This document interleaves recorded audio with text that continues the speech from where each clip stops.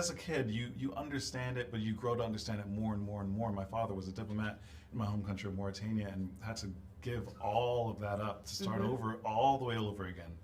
And that was for the sake of his family.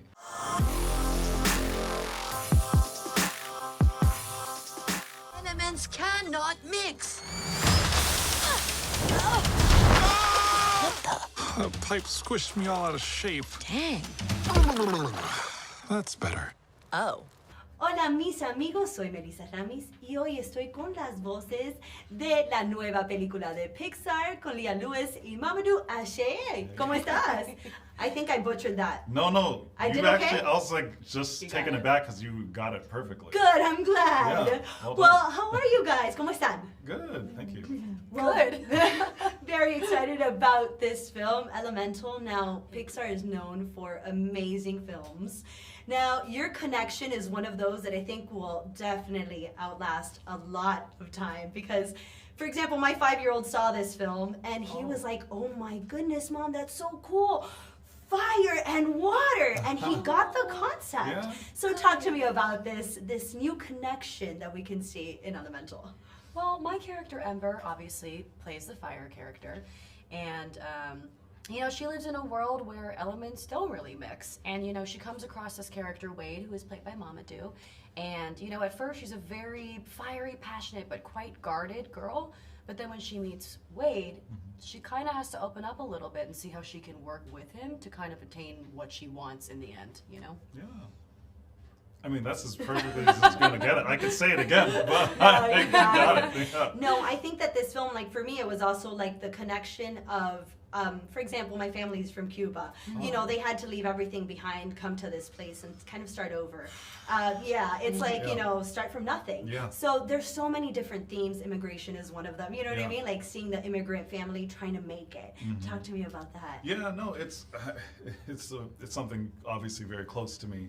Pete and I, when we first spoke, we immediately connected on that subject matter because, I mean, when your family, as a kid, you understand it, but you grow to understand it more and more and more. My father was a diplomat in my home country of Mauritania and had to give all of that up to start over all the way over again. And that was for the sake of his family. My mom did the same thing as well, and it's one of those things that, you know, you feel almost burdened with like a kind of, I wouldn't say guilt, but like certainly like, oh, I have a responsibility here.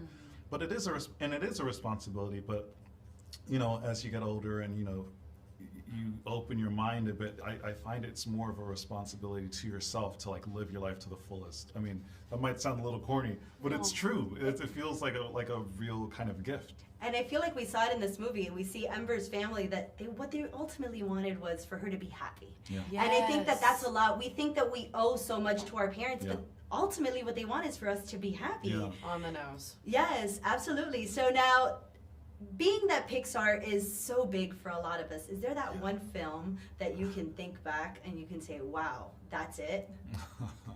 Wow.